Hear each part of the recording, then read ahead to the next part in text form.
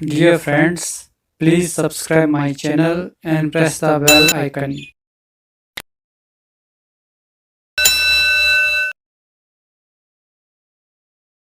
Dear friends, आज हम discuss करेंगे द वर्ल्ड बैंक के बारे में।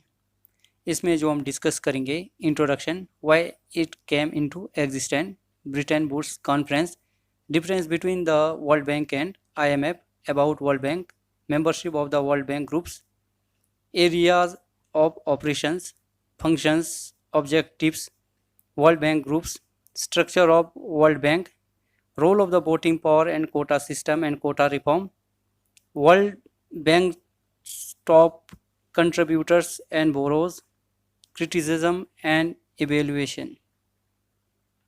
What is World Bank? The World Bank is an international organization dedicated to providing financing, advice and research to developing nations to aid their economy advancement. The bank predominantly acts as an organization that attempts to fight poverty by offering development assistant to middle and low income country. यानी विश्व bank एक अंतर्राष्ट्रीय संगठन है जो विकासशील देशों को उनकी आर्थिक उन्नति के लिए वित्त पोषण, सलाह, अनुसंधान प्रदान करने के लिए समर्पित है। बैंक मुख्य रूप से एक संगठन के रूप में कार्य करता है जो मध्य और निम्न आय वाले देशों को विकास सहायता प्रदान करके गरीबी से लड़ने का प्रयास करता है। तो हम बात करेंगे कि why it's came into existence, मतलब कि इसका अस्तित्व कैसा है, इसके ऊपर हम प्रकाश डालेंगे। तो इसको मैं इतिहास के दो पहलुओं पे इसको अध्ययन करूँगा। पहला मैं बात करूँगा जो विश्व में एक ग्रेट रिसेशन आया 1929 को। उस समय क्या हुआ कि जो अमेरिका की जो स्टॉक मार्केट है वो क्रैश हो गई थी, और उसके बाद विश्व की जो अर्थव्यवस्था है वो चरमरा गई थी, और विश्व का जो जीडीपी रेट है वो 15% नीचे चला गया था। एक ये इवेंट है। और उसके जो दूसरा इवेंट है कि द्वितीय विश्व युद्ध में जो डायरेक्ट और इनडायरेक्ट पार्टिसिपेट करने वाले जो राष्ट्रों की जो इकोनॉमिक कंडीशन है जो वॉर के कारण वो बहुत ख़राब हो चुकी थी, जिससे उन राष्ट्रों की जो जीडीपी रेट है वो बहुत लो तक, मतलब कि बहुत नीचे स्तर तक पहुंच गई थी, जिसके कारण वहाँ अनएम्प्लॉयमेंट, पॉवर्टी, भुखमरी बढ़ गई थी, जिसके परिणाम स्वरूप जो यूरोप और एशिया देशों को उनकी रिकंस्ट्रक्शन और डेवलपमेंट करने के लिए एक फाइनेंसिंग इंस्टीट्यूशन की आवश्यकता थी। तो उन्हीं दौरान दो महान विद्वान थे, हैरी डेक्स्टर वाइट और John Maynard Keynes. Henry Dexter ये यूएसए से थे और जो मेनार्ड कीन्स ये यूके के थे। तो इन्होंने अध्ययन करा, तो उन्होंने जो एक्सचेंज रेट को स्टेबल करने के लिए, साथ ही साथ युद्ध द्वारा जो तबाह हुए थे, जो युद्ध के द्वारा जो डिस्ट्रक्शन हुआ था, उनको पुनर्निर्माण मतलब रिकंस्ट्रक्शन और डेवलपमेंट के लिए एक फाइनेंसिंग इंस्टीट्यूट की आवश्यकता थी, एक ऑर्गेनाइजेशन की आवश्यकता थी, जिससे कि एक विश्व में इस तरह के जो विपदा से समाधान के लिए इन्होंने एक अवधारणा की कि एक ऐसा अंतर्राष्ट्रीय स्तर पर एक ऑर्गेनाइजेशन का निर्माण होना चाहिए। तो उसके लिए एक कॉन्फ्रेंस बुलाया गया, ब्रिटेन वुड्स कॉन्फ्रेंस। अब ये ब्रिटेन कॉन्फ्रेंस में क्या क्या हुआ?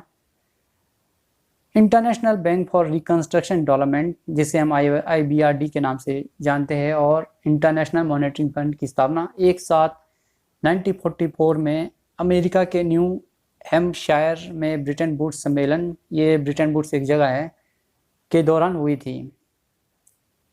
और ब्रिटेन वुड्स सम्मेलन को जो आधिकारिक तौर पर संयुक्त राष्ट्र मौद्रिक यानी United nation monetary finance conference के रूप में जाना जाता है।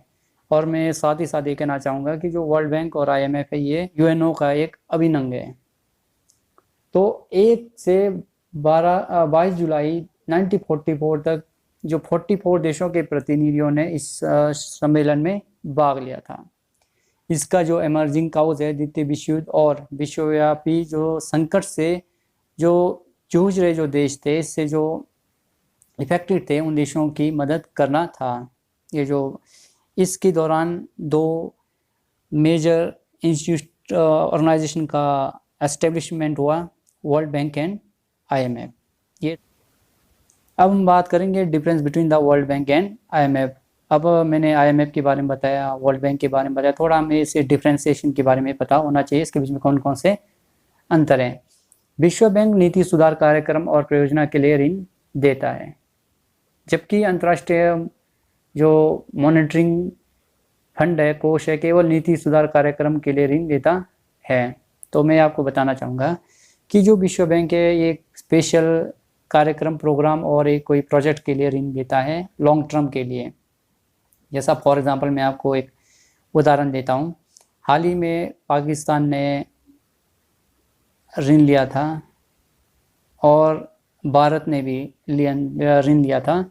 ये नवंबर 2018 को विश्व बैंक के सबसे जो प्राप्तकर्ता जो देश थे, जिन्होंने $859 मिलियन ऋण लिया था, और ये ऋण चीन और भारत ने लिया था IBRD के माध्यम से, मतलब कि वर्ल्ड बैंक से लिया था। ये वर्ल्ड बैंक से लिया था विशेष प्रोजेक्ट के लिए। जैसा मान लो ये जो मैं बात कर रहा था स्पेशल प्रोग्राम और प्रोजेक्ट कौन से हो सकते हैं, वो है जैसा कोई देश में डैम बनाना हो, कोई सड़कों का निर्माण करना हो, इस उद्देश्य की पूर्ति के लिए वर्ल्ड बैंक ऋण देता है, और ये लॉन्ग टर्म के लिए होता है, 10 या 20 साल के। और जो IMF है ये कोई विशेष प्रोजेक्ट है या कोई प्रोग्राम के लिए प्रोवाइड नहीं करता है, बल्कि ये किसी देश में जो बैलेंस ऑफ पेमेंट है, अगर वो एडवर्स कंडीशन में है तो उस समय एक शॉर्ट टर्म के लिए लोन प्रोवाइड करता है। जैसा हाल ही में पाकिस्तान को $6 बिलियन का जो ऋण दिया था वो IMF ने दिया था। और मैं साथ ही साथ एक चीज़ में क्लियर करना चाहता हूँ, जो वर्ल्ड बैंक का जो इंटरेस्ट रेट है वो कम होता है, और जबकि IMF का जो इंटरेस्ट रेट है वो ज़्यादा होता है। और इनमें जो डिफ्रेंसिएशन है इन दोनों संस्थाओं में, सबसे बड़ा अंतर ये है कि विश्व बैंक केवल विकासशील देशों को ऋण देता है। कहने का मतलब है कि जो वर्ल्ड बैंक है वो विकासशील देशों को ऋण प्रोवाइड करता है, जबकि IMF गरीबी और अमीर देशों को ऋण प्रोवाइड करता है। और साथ ही साथ इसके जो भी रिसोर्सेस हैं वो डेवलपिंग कंट्री के साथ डेवलपमेंट कंट्री भी कर सकते हैं IMF का। ये था वर्ल्ड बैंक और IMF के बीच में जो डिफरेंशिएशन था। About World bank, world bank का जो मोटो है वर्किंग फॉर है वर्ल्ड फ्री ऑफ पॉवर्टी, विश्व में गरीबी समाप्त करने के लिए कार्य इसका मुख्य मोटो है। फॉर्मेशन जुलाई 1945 को इसका निर्माण हुआ था। Type monetary international financing organisation, legal status treaty, कहने का मतलब इसका जो निर्माण हुआ है वो विशेष संधि के द्वारा इसका निर्माण हुआ है, जिसे हम ब्रिटेन वुड्स संधि के नाम से जानते हैं। इसका जो हेडक्वार्टर है वो वाशिंगटन DC है। DC means district of Columbia, United State में। मेंबरशिप की अगर हम बात करें, वर्तमान में विश्व बैंक में 189 सदस्य हैं। विश्व बैंक का सदस्य बनने के लिए किसी भी देश को पहले अंतर्राष्ट्रीय वित्त निगम का सदस्य बनना ज़रूरी होता है। तो वर्तमान में इसमें इसके जो प्रेसिडेंट है वो डेविड मालपस है, जो 13वें वर्ल्ड बैंक के अध्यक्ष है। पेरेंट ऑर्गेनाइजेशन, इसके जो पेरेंट इसका जो ऑर्गेनाइजेशन है वो वर्ल्ड बैंक ग्रुप है। इसमें 5 इसके समूह है जिसे हम ग्रुप्स कहते हैं। अब हम बात करते हैं membership of the World bank group, मतलब कि वर्ल्ड बैंक ग्रुप बनने, सदस्य बनने के लिए कौन कौन से इसमें आपके पास क्राइटेरिया होते हैं जिसको फुलफिलमेंट करना ज़रूरी है, जिसके आधार पे आपको वर्ल्ड बैंक का सदस्यता दिया जाता है। पहला है जो इंटरनेशनल बैंक रिकंस्ट्रक्शन डेवलपमेंट, जिसे IBRD के नाम से जानते हैं। वर्ल्ड बैंक 2 समूह से बनता है, IBRD एंड IDA। IBRD के जो आर्टिकल्स ऑफ एग्रीमेंट के तहत बैंक का सदस्य बनने के लिए किसी देश को पहले अंतर्राष्ट्रीय मुद्रा कोष, मतलब कि IMF का सदस्य होना अनिवार्य है। IBRD की सदस्यता मिलने पर उसे IDA, IFCA, IFC और मीगा की सदस्यता मिलती है।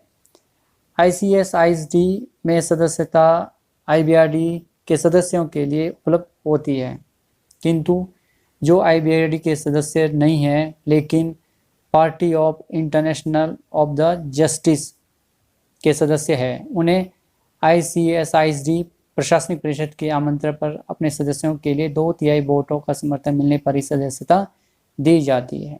जैसा IBRD मैंने बता दिया, और IDA, IFC, मीगा, ये सारे के सारे वर्ल्ड बैंक के ब्रांच है, आप ये कह सकते हैं ग्रुप से, इसी से वर्ल्ड बैंक का निर्माण होता है।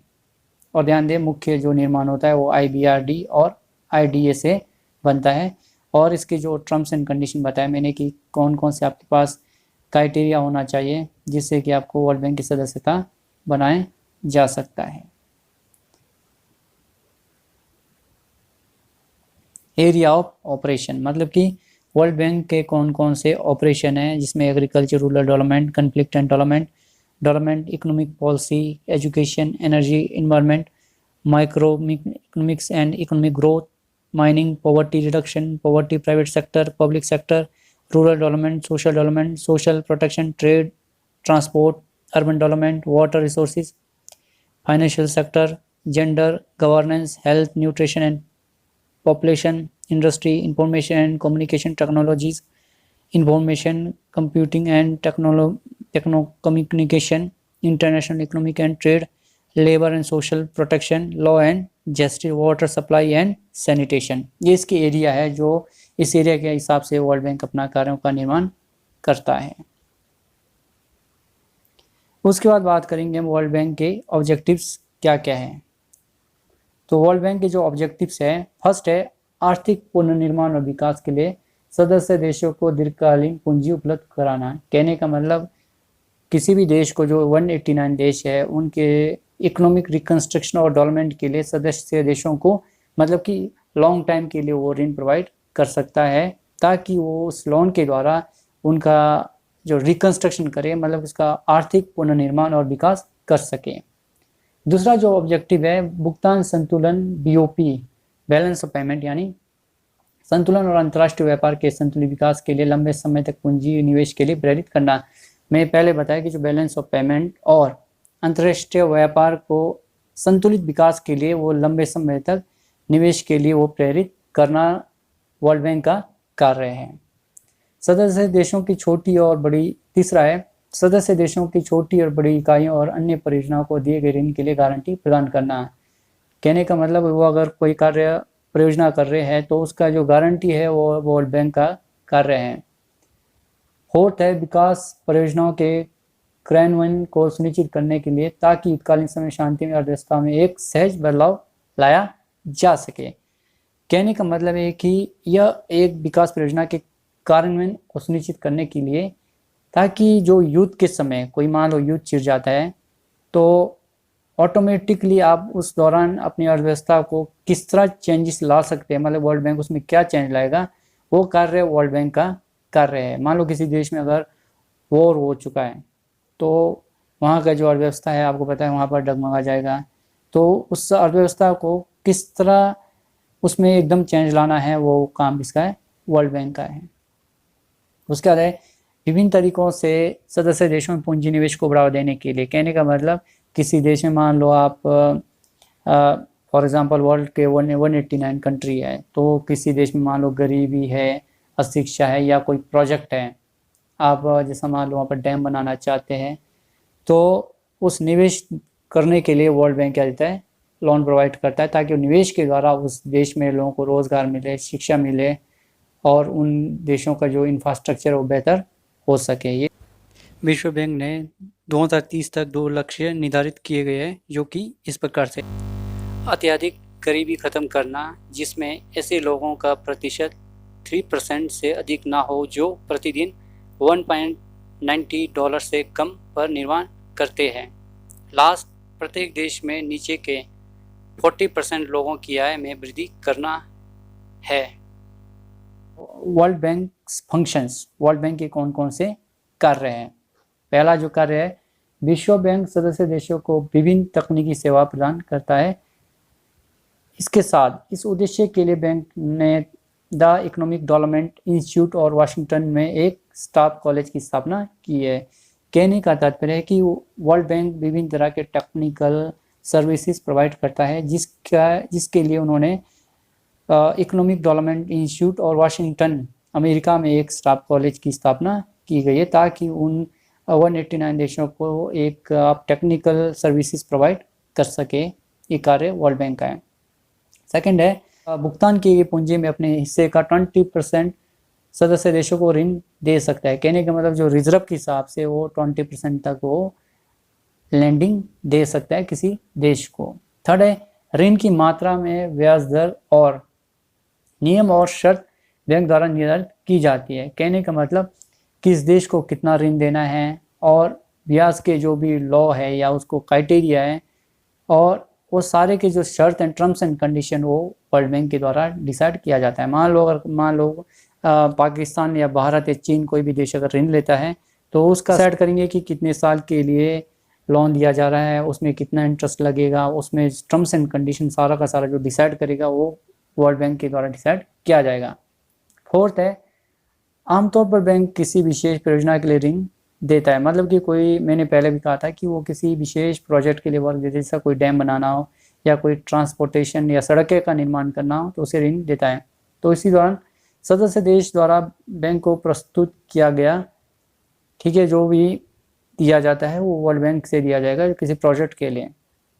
उसके बाद है ऋणी राष्ट्रों को या तो आरक्षित मुद्राओं में या जिस मुद्रा में ऋण स्वीकृत किया गया है उसे चुकाना होगा। कहने का मतलब जिस देश को जो लोन दिया गया है करेंसी के हिसाब से तो उसे उसी हिसाब से उसको चुकाना भी पड़ेगा विद द इंटरेस्ट के साथ।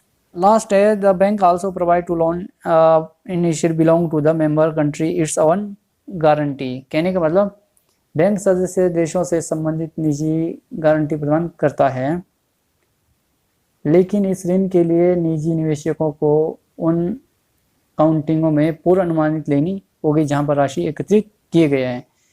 कहने का मतलब वर्ल्ड बैंक सदस्य देशों से संबंधित निजी निवेशकों को अपनी गारंटी पर ऋण प्रदान करता है। कहने का मतलब कोई देश है तो वो निजी कोई निवेशक है, मतलब कि सब भारत में कोई निवेश करना चाहता है तो उसे ऋण प्रोवाइड करने की जो गारंटी है वो देना पड़ता है, लेकिन इस ऋण के लिए जो निजी निवेशकों को उन काउंटिंग से पूर्ण अनुमति लेना होगा जहां राशि एकत्रित की गई है।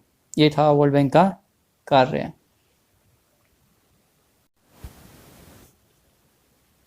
वर्ल्ड बैंक ग्रुप 5 एजेंसी इसके IBRD यानी international bank for reconstruction development के आर्टिकल ऑफ एग्रीमेंट के तहत बैंक का सदस्य बनने के लिए किसी भी देश को पहले अंतर्राष्ट्रीय मुद्रा कोष यानी IMF में शामिल होना चाहिए।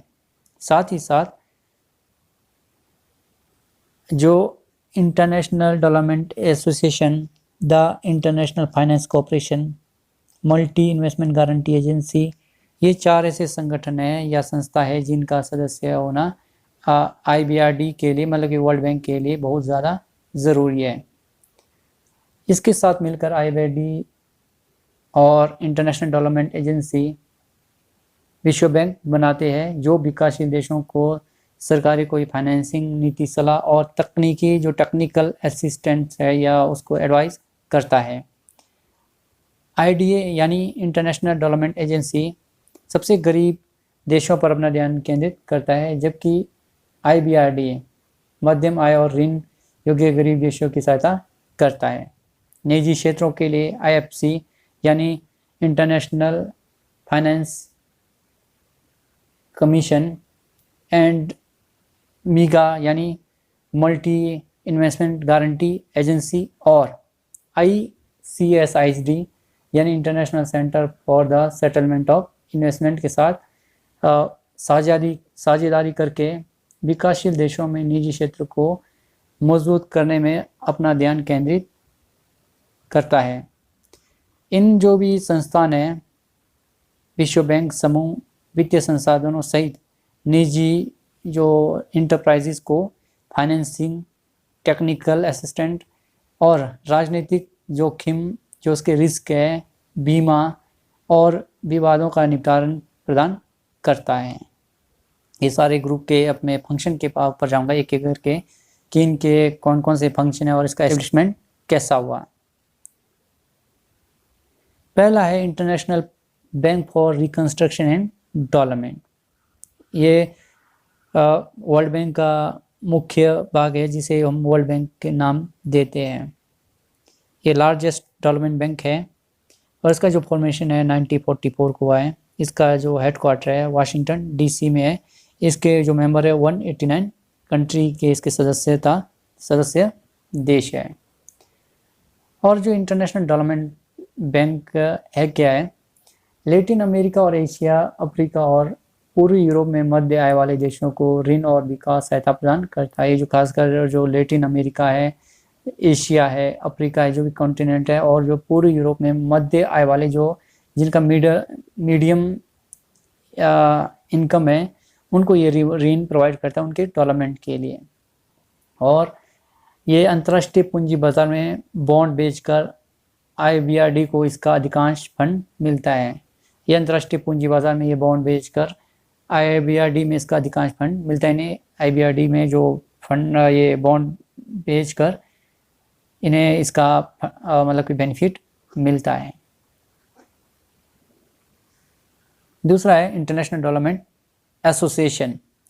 इसका जो गठन है 24 सितंबर 1960 को हुआ था। इसका जो हेडक्वार्टर है वो वाशिंगटन DC है। मेंबर 173 है। अब हम इसके एक्टिविटी के बारे में बात करें, इसके जो कार्य के बारे में बात करें, इसके दौरान जो गरीबों को कम करने में महत्वपूर्ण भूमिका निभाता है। कहने का मतलब ये जो रिड्यूस करता है, मतलब कि गरीबी को कम करने के लिए अपना महत्वपूर्ण भूमिका अदा करता है। इसका समर्थन सबसे गरीब देशों पर केंद्रित है। कहने का मतलब ये वो सबसे गरीब देश है जिसमें यह ब्याज मुक्त ऋण और अनुदान प्राप्त करता है। कहने का मतलब उन्हें यह ब्याज मुक्त ऋण प्रोवाइड करता है और अनुदान भी देता है, सब्सिडी।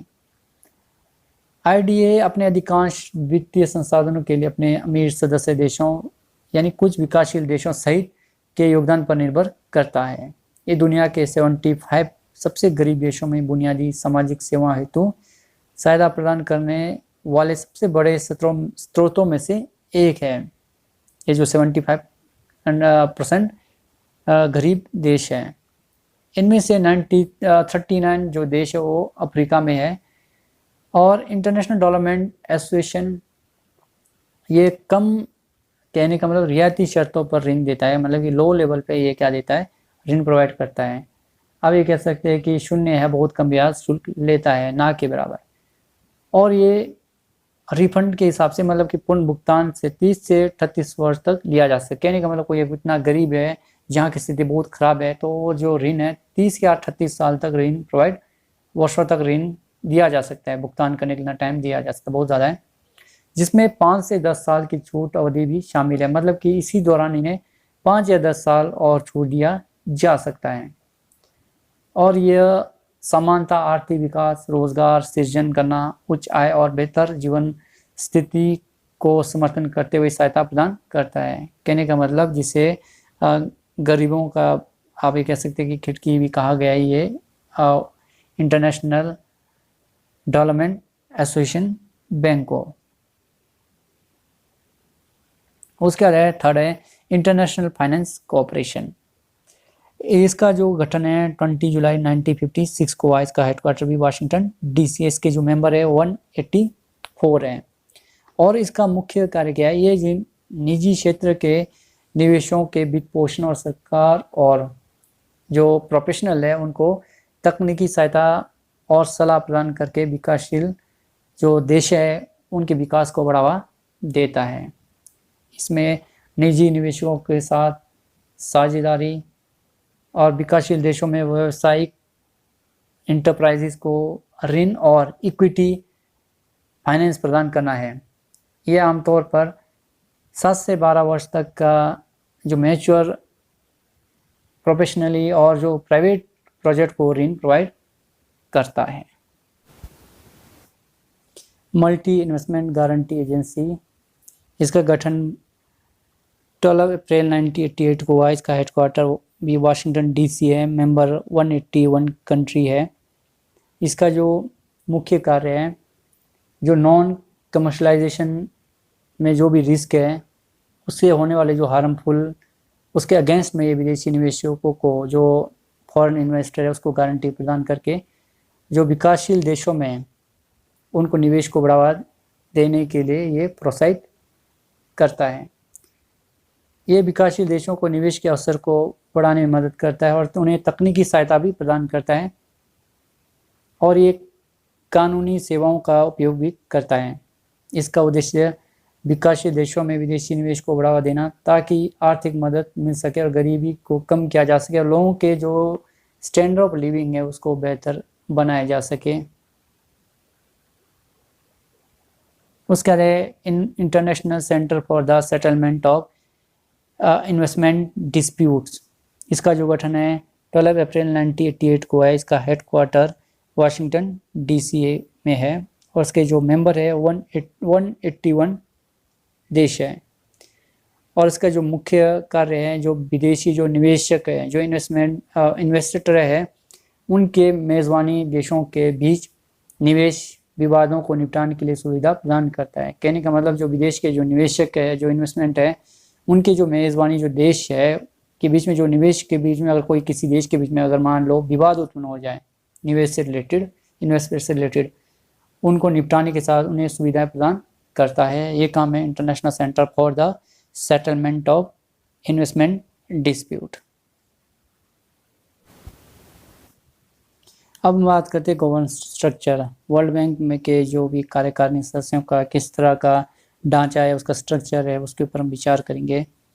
तो विश्व बैंक एक कोऑपरेटिव की तरह कार्य करता है। कहने का मतलब इसमें सारे देशों का अपना अपना शेयर होता है और ये जो शेयरधारक जो होल्डर्स देश है उसके एक इसका जो मॉनिटरिंग है यह बोर्ड ऑफ गवर्नर्स द्वारा प्रतिनिधि द्वारा किया जाता है।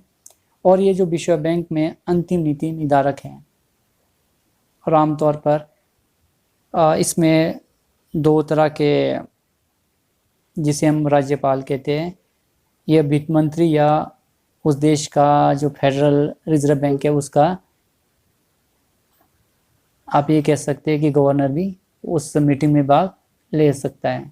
जैसा भारत से अगर हम बात करें, निर्मला सीतारमन वो हमारे फाइनेंस मिनिस्टर है, अगर वो उनकी अनुपस्थिति में भारत के जो रिजर्व बैंक के जो गवर्नर है वो इसमें पार्टिसिपेट कर सकते हैं।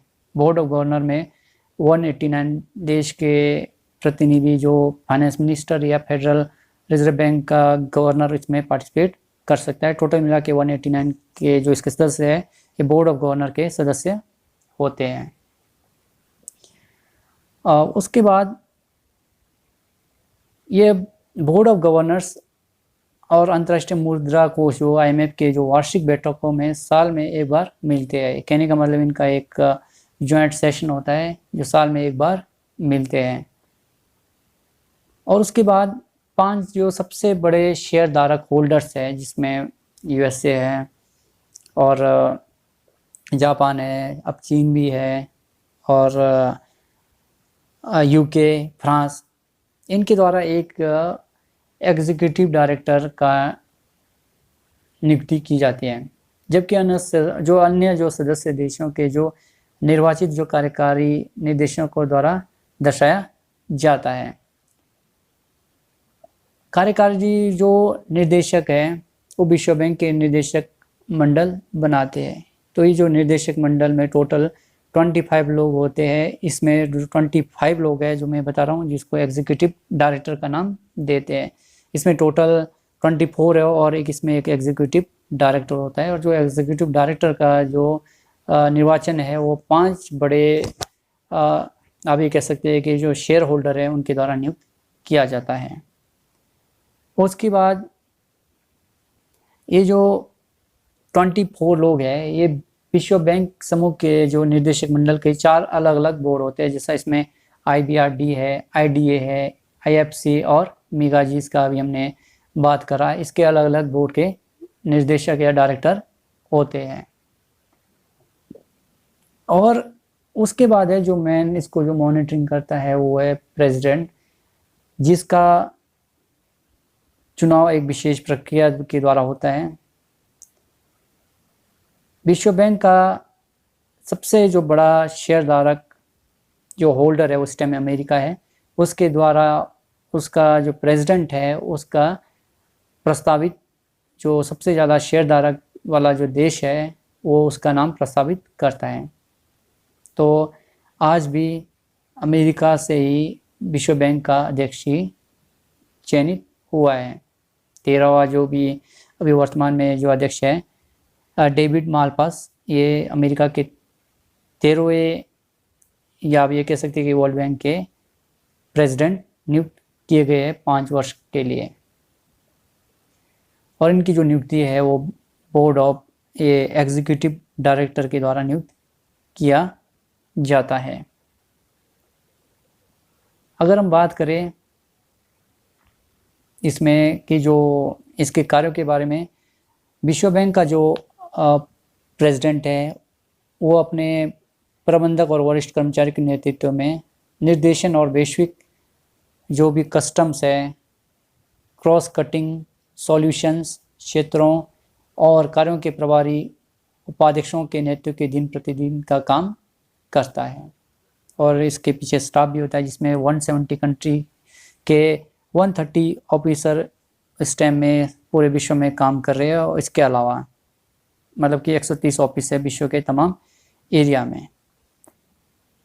उसके बाद अगर हम बात करें निर्देशक बोर्ड का, ये जो बोर्ड में काम करने वाले जो कार्यकारी निदेशक हैं आमतौर पर समान होते हैं। कार्यकारी जो निदेशक के बोर्ड विश्व बैंक समूह के सामान्य संचालन के लिए जिम्मेवार है, रिस्पॉन्सिबल है, और सदस्यों का प्रतिनिधि बोर्ड ऑफ गवर्नर द्वारा किया जाता है। अब हम बात करते हैं बोर्ड ऑफ गवर्नर का कार्य क्या है। पहला कार्य है कोटा को इंक्रीज करने की अनुमति देना, न्यू मेंबर आते हैं उनको एडमिट करना, और कोई मेंबर मान लो एलिमिनेट होना चाहता है उसकी स्वीकृति दे देना, और कोई इसके जो चार्टर है उसमें कोई संशोधन करना आर्टिकल में, उसकी स्वीकृति बोर्ड ऑफ गवर्नर द्वारा किया जाता है। हम बात करते हैं एग्जीक्यूटिव डायरेक्टर के बारे में, इनके कार्य के बारे में। ये आमतौर पर बैंक के व्यवसाय की देखरेख के लिए सप्ताह में कम से कम 2 बार मिलते हैं, जिसमें वो ऋण और guarantee, new policy, administrative budget और देश जो सहायता प्रदान करना, संबंधित राष्ट्रों को रणनीतियाँ तैयार करना, उधार लेने और वित्तीय निर्णय शामिल होते इनके कार्य से संबंधित है। पहले इनके सदस्यों की जो संख्या है वो 12 था, बट उसके बाद इसमें चेंजेस करते गए। और ध्यान दें इसमें जो अगर चेंज लाना है तो उसमें 80% बहुमत होना चाहिए और गवर्नर्स के निर्णय की आवश्यकता होती है। 1 नवंबर 1992 से पहले इसमें 12 एग्जीक्यूटिव डायरेक्टर थे, जिनमें से 17 निर्वाचित थे, और जो 5 सदस्य हैं वो सबसे जो हाईएस्ट होल्डर जिनका सबसे ज़्यादा कोटा है उस देश के सदस्य इसमें नॉमिनेटेड होते थे। 92 में बैंकों में इसमें सदस्य जुड़ते गए और उसके बाद उसका संख्या 19 हो गई।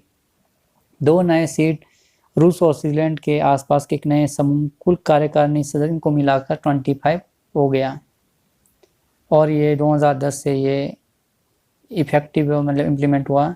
आज इसमें एग्जीक्यूटिव डायरेक्टर में 24 रिप्रेजेंटेटिव है। वर्ल्ड बैंक में जो कोटा सिस्टम है, चाहे वर्ल्ड बैंक हो चाहे IMF हो, उसमें कोटा सिस्टम बहुत बड़ा रोल प्ले करता है। कोटा किसी भी देश की अगर जिसका कोटा ज़्यादा हो वो उस देश की जो इकोनॉमी है, अर्थव्यवस्था है, उसकी शक्ति है, उसको प्रदर्शित करता है, और ये नीति निर्माण में विशेष तरह से उसको प्रभावित कर सकता है। हाल ही में इसको मद्देनज़र रखते हुए विश्व बैंक में जो मतदान की शक्तियों को इंक्रीज करने के लिए एक रिफॉर्म लाया गया था 2010 में, जिसमें चीन का बहुत बड़ा भूमिका रोल रहा है इसमें, इसको रिफॉर्म करने के लिए। वर्तमान में अगर हम बात करें जो सबसे ज़्यादा जो वोटिंग राइट है वो अमेरिका का है, सेकंड जापान का है, अब थर्ड चाइना का है, जर्मनी, यूनाइटेड किंगडम, फ्रांस और भारत। तो इसमें जो रिफॉर्म किया गया उसके बाद जो वोटिंग राइट है, अगर हम चाइना की बात करें तो चाइना का जो वोटिंग जो परसेंट है वो 4.42% रहा। अगर हम भारत की बात करें तो भारत का 2.91 रहा। उसके बाद रूस का और रशिया का 2.77%, सऊदी अरब 2.77 और इटली का 2.64% रहा। रिफॉर्म के तहत चीन के अलावा अन्य देशों ने महत्वपूर्ण लाभ देखे, उनको काफ़ी बेनिफिट हुआ। दक्षिण कोरिया, तुर्की, Mexico, Singapore, Greece, Brazil, Bharat और स्पेन भी शामिल थे। दूसरी तरफ बात करें नाइजीरिया, कुछ ऐसे विकासशील देशों के साथ अधिकांश विकसित देशों के साथ जो उनकी जो मतदान की जो शक्तियाँ हैं वो कम हो गई थी, मतलब कि उनकी जो शक्तियाँ थी पॉलिसी मेकिंग में कम हो गई थी। और संयुक्त राज्य अमेरिका, रूस, सऊदी अरब की जो वोटिंग पावर है वो अनचेंज थी। तो इससे भारत और चीन को काफ़ी लाभ मिला था। 2010 को जो रिफॉर्म किया गया था, मार्च 2016 को पूर्ण तरीके से उनको 4.42 चाइना को प्राप्त हुआ और भारत का जो वोटिंग राइट है बढ़कर 2.91% रहा। तो मैं साथ में आपको बताना चाहूँगा, जब भी कभी भी इसमें रिफॉर्म लाना है तो उसमें 85% वोटिंग पावर होना चाहिए संबंधित राष्ट्रों का, जिसमें पॉलिसी के द्वारा से अमेंडमेंट किया जा सकता है। तो इसमें एक फॉर्मूला भी है कि इसमें चेंजेस लाने के लिए उस देश ने अगर मान लो अपने चेंजेस लाना है तो उसके लिए एक क्राइटेरिया होता है कि उसमें उसका जो जीडीपी है, ग्रॉस डोमेस्टिक प्रोडक्ट में 50% बड़ा रोल प्ले करता है अगर उसने कोटा बढ़ाना है। अगर हम ओपननेस की बात करते हैं, उसका जो इकोनॉमी है कितना ओपन है, उसका 30% उसका मार्क है। उसका थर्ड है इकोनॉमिक वेरिएबिलिटी, 15% है। अब इकोनॉमिक जो वेरिएबिलिटी मीन्स कि आपकी जो अर्थव्यवस्था को कितना परिवर्तन किया जा सकता है। मान लो अगर आप सोशलिस्ट है, अगर सोशलिस्ट से आप कैपिटलिस्ट की ओर ला रहे हैं या मिक्स्ड इकोनॉमी ला रहे हैं, तो वो वेरिएबिलिटीज़ है कि इसको समय के अनुसार आप कितना चेंज कर सकते हैं। उसके बाद इंटरनेशनल रिजर्व, कहने का मतलब आपके अंतर्राष्ट्रीय रिजर्व में आपकी जो कितना आप जैसा सोना रखते हैं उसका 5% आपको वहाँ पर उसका वेटेज मिलेगा। तो वर्तमान में बात करते हैं तो वो ये टॉप के कंट्रीब्यूटर है जो विश्व बैंक में अपना सबसे ज़्यादा इन्होंने अपना रिजर्व जमा रखा है। तो सबसे हाईएस्ट है यूएसए, और जो सबसे कम की बात करते हैं तो वो टूलवा है। तो वर्ल्ड के जो मेन टॉप बोरो मतलब ऋण लेने वाले जो देश है, Brazil, Turkey, Pakistan and India, ये है टॉप के जो सबसे ज़्यादा ऋण लेने वाले देश है।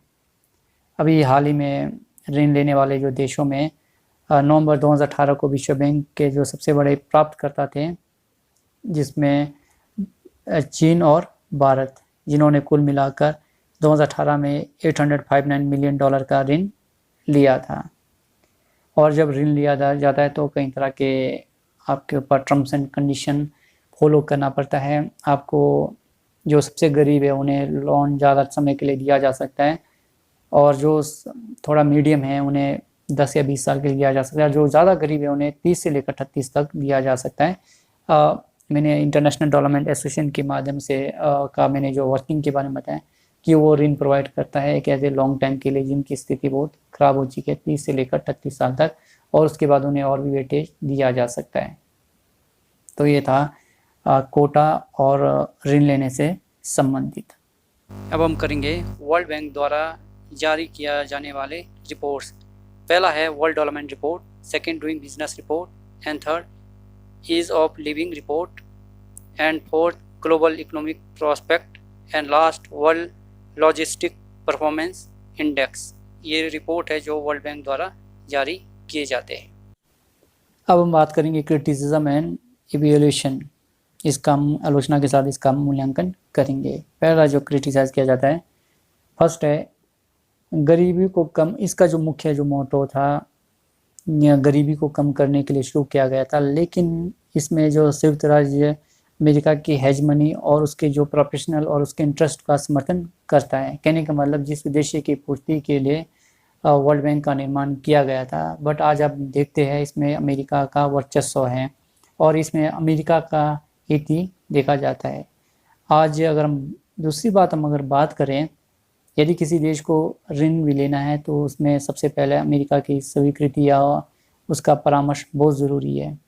अगर मान लो अमेरिका के किसी देश के साथ अगर आप ये कह सकते हैं कि कोई प्रॉब्लम है या कंट्राडिक्शन है, तो अमेरिका कुछ मात्रा पे उसके लोन या उसके पर हावी हो सकता है। तो कहने का मतलब आज जब भी कोई प्रोजेक्ट तैयार किया जाता है तो उसमें अमेरिका का हित को देखा जाता है और उसके आधार पर उसको मॉनिटरिंग किया जाता है। ये आरोप लगे है वर्ल्ड बैंक पे। दूसरा है, ये दाता और गैर सरकारी संगठन संचालित साम्राज्यवाद समकालीन तरीकों में गहराई से फंसा है। कहने का मतलब आज भी किसी भी देश को अगर ऋण लेना है तो उसमें ये जो खासकर पश्चिमी देशों का ही वर्चस्व देखा गया है। तो इन्हें खुश रखने के लिए किसी भी देश को अपने, आप ये कह सकते हैं कि इंटरनली इन्हें एक न्यू कॉलोनिज्म के द्वारा फंसाया जा सकता है उनका हित को पूरा करने के लिए, ताकि आप ये कह सकते हैं कि एक सशर्त रखा जाता है तो उसी हिसाब से उनको ऋण प्रोवाइड किया जाता है। अगर मान लो कोई देश अगर पश्चिमी देश है ये जो डोमिनेटेड है, इनका अगर आप मान लो हो सकता है किसी विदेश नीति के दौरान अगर आप इनके खिलाफ जाते हैं तो हो सकता है कि भविष्य में आपको इस तरह का प्रॉब्लम क्रिएट हो, तो आपको इस ऋण के बदौलत आपके ऊपर आपके जो पॉलिसी को परिवर्तन कर सकते हैं। तो ये एक आप ये कह सकते हैं कि जो कंटेम्प्रेरी वर्ल्ड ऑर्डर में एक साम्राज्यवादी एक उस हिसाब से आपको आक्षेप या फंसा सकते हैं, ट्रैप कर सकते हैं। उसके बाद बैंक का अध्यक्ष हमेशा संयुक्त राज्य का नागरिक होता है। ये कई बार आलोचना किया गया है कि इसका जो अध्यक्ष हमेशा अमेरिका का ही होता है। आज आपको पता है कि ये वर्ल्ड बैंक बनाने के बाद आज इसे 74 साल हो चुके हैं, बट आज इसके मेंबर भी काफ़ी बढ़ चुके हैं 189 के करीब। तो समय के अनुसार होना क्या चाहिए कि जो इसका अध्यक्ष है वो अलग अलग देशों से या अलग अलग कॉन्टिनेंट से होना चाहिए। तो यहाँ पर हमेशा हेजमनी और जो अध्यक्ष है वो अमेरिका का रहा है। होना क्या चाहिए इसमें, गरीब देशों का या डेवलपिंग कंट्रियों का भी इसमें अध्यक्ष नियुक्त किया जाना चाहिए 5 वर्ष के लिए। तो ये जो टेनर है 5 वर्ष है, बट 5 वर्ष के बाद अमेरिका को एक बार छोड़कर किसी और राष्ट्र के लिए भी प्रतिनिधित्व देना चाहिए, ताकि एक डेमोक्रेटिकलाइजेशन होना चाहिए, ताकि जो अमेरिका के ऊपर लगने वाले जो आरोप है वो ना लग सके। इसके बाद बाहरी जनता के लिए पारदर्शिता में, ट्रांसपेरेंसी में कम है, क्योंकि इसमें जो वोटिंग पावर है उन देशों के पास है जिनकी जो आप ये कह सकते हैं कि जिनकी अर्थव्यवस्था बहुत अच्छा है और वो बहुत अच्छे सराउंड से रिलेटेड है और उनकी खासकर जहाँ का स्टैंडर्ड ऑफ लिविंग आप ये कह सकते हैं ऑल ओवर ठीक है, और वहाँ पर उनकी जो पॉलिसी मेकिंग में बहुत बड़ा रोल प्ले होता है। जो मैं कोटा की बात कर रहा था, उस कोटा में जिनका सबसे ज़्यादा कोटा है वो पॉलिसी मेकिंग में उस हिसाब से अपने आप को वहाँ डिपेंड कर सकते हैं और उस हिसाब से उस पॉलिसी को मैनिपुलेट कर सकते हैं। ये उसके बाद है, यह अमेरिका या पश्चिमी देशों को बढ़ावा देने के लिए एक उपकरण है। ये मैंने बोला था आपको कि ये खासकर जो अमेरिका और पश्चिमी हितों को बढ़ावा देने के लिए यह एक इंस्ट्रूमेंट की तरह प्रयोग किया जाता है। खासकर इसके द्वारा जो बहुत ज़्यादा जो गरीब देश हैं या डेवलपिंग कंट्री है उनको कहीं ना कहीं इसमें नज़रअंदाज किया जाता है और खासकर अपने जो पर्सनल इंटरेस्ट के लिए जो पश्चिमी देश है इसका यूज़ करते हैं और ये आरोप हमेशा लगे भी हैं। निर्णय लेने की सेकंड लास्ट है, निर्णय लेने की जो संरचना है वो आलोकतांत्रिक है। कहने का मतलब 189 कंट्री है तो उस हिसाब से कि सभी का अपना वोटिंग राइट बराबर होना चाहिए। इससे क्या होगा कि एक डेमोक्रेटिकलाइजेशन होगा। अब इसमें हुआ गया कि इसमें 5 या 7 राष्ट्रों का बड़ा डोमिनेंस है, वही जो बोलेंगे वही फाइनल होता है। तो इसके ऊपर एक आप डेमोक्रेटिक स्ट्रक्चर या आप ये कह सकते हैं कि ऑर्गेनाइजेशन बोला जाता है इसे। लास्ट है, इसने लगातार नव उदारवादी एजेंडे को आगे बढ़ाया है। इसने हमेशा जब कोई देश को अगर ऋण देता है तो उसके ऊपर कई तरह के इंटरेस्ट लगाया जाता है, उसके ऊपर कई तरह के टर्म्स एंड कंडीशन इन्फोर्स किया जाता है। तो आप ये कह सकते हैं कि ये कहीं ना कहीं नव उदारवादी एजेंडे को बढ़ावा देता है, जहाँ पर किसी देश में प्राइवेटाइजेशन को ज़्यादा प्रमोट करने के लिए या कई तरह के रिस्ट्रिक्शन लगाकर उस उदारवादी एजेंडे को ज़्यादा प्रमोट किया जाता है। जहाँ पर स्टेट का जो कंट्रोल है मिनिमम हो और प्राइवेटाइजेशन ज़्यादा से ज़्यादा इनबिल्ड करने के लिए वो प्रमोट किया जाता है। कई बार वर्ल्ड बैंक पे स्ट्रक्चर एडजस्टमेंट पॉलिसी के आरोप भी लगते हैं कि जिससे कि इसके माध्यम से जो किसी देश की जो स्थानीय और वैश्विक दोनों स्थितियों में अमीर और गरीब देशों के बीच की खाइयों को बढ़ाया है। अब इस स्ट्रक्चर एडजस्टमेंट प्रोग्राम क्या होता है? जब कोई देश ऋण लेता है तो वर्ल्ड बैंक उसके ऊपर कई तरह के कंडीशन इम्पोज करता है। तो उस कंडीशन में क्या होता है कि उसे उस देश को अपने जैसा ब्याज है या टैक्सेस है उसको काफ़ी हैवी कर दिया जाता है ताकि उसके द्वारा वो लोन की किस्त को चुका सके उस टैक्स और रेवेन्यू के द्वारा। तो उसी दौरान उनके जो नागरिकों के जो एम्प्लॉयमेंट उसको कम कर दिया जाता है, ओपननेस ज़्यादा किया जाता है, प्राइवेटाइजेशन ज़्यादा किया जाता है। तो उस स्थिति में क्या होता है कि दोनों स्थिति में उस देश की जो स्थिति है हमने देखा है कई बार बहुत ज़्यादा बदतर हो जाती है, जिससे अमीर और गरीबों के बीच में काफ़ी जो गैप है वो बढ़ जाता है। अब विश्व बैंक अपने बदलते हुए परिवेश में वो अपने आप को डालने में विफल रहा है। इसका कारण क्या हुआ? एक तो न्यू डेवलपमेंट बैंक जो ब्रिक्स ने इसका गठन किया, दूसरा एशिया इंफ्रास्ट्रक्चर इन्वेस्टमेंट बैंक जिससे कि एक अल्टरनेट मिला, वो इसलिए हुआ फेलियर ऑफ वर्ल्ड बैंक। आज आवश्यकता है इसमें चेंजेस लाने का। इसमें सबसे पहले तो मैं सजेस्ट करूंगा कि जो वर्ल्ड बैंक है उसे डेमोक्रेटाइज कर लिया जाए। पॉलिसी मेकिंग जो कोटा सिस्टम है उसको एक इक्वल कर दिया जाए ताकि जो पॉलिसी मेकिंग में सारे देशों को एक बराबर का एक उन्हें वेटेज मिले, ताकि वो अपना एक बात रख सकते हैं वर्ल्ड बैंक में।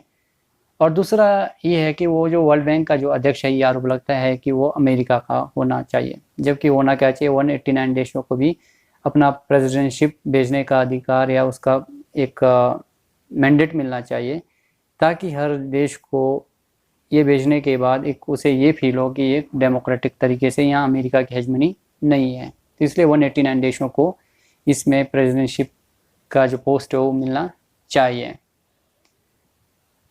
और साथ ही साथ विश्व बैंक में सुधार वर्तमान में विश्व व्यवस्था को पुनर्जीवित करने और जो खासकर विकासशील देशों को इस संस्था में एक सार्थक आवाज़ देने के हिस्से के तौर पे बहुत ज़रूरी है। मतलब कि उन्हें एक बेस्ट रिप्रेजेंटेशन मिलना चाहिए ताकि वो अपने लोकल प्रॉब्लम को वर्ल्ड बैंक में प्रॉपर तरीके से उठा सके, ताकि उन्हें एक वेटेज मिले। और बढ़ती हुई नई आर्थिक शक्तियाँ जैसे खासकर इसमें भारत, चीन, ब्राज़ील, लैटिन अमेरिका के देशों को भी विश्व बैंक में प्रतिनिधित्व मिलना चाहिए, ताकि विश्व बैंक का जो वास्तविक जो उद्देश्य है वो सार्थक हो सके। आज का जो लेक्चर है यहीं समाप्त होता है। आई होप कि आप लोग को समझ आया होगा। Thank you, take care. Dear friends, please subscribe my channel and press the bell icon.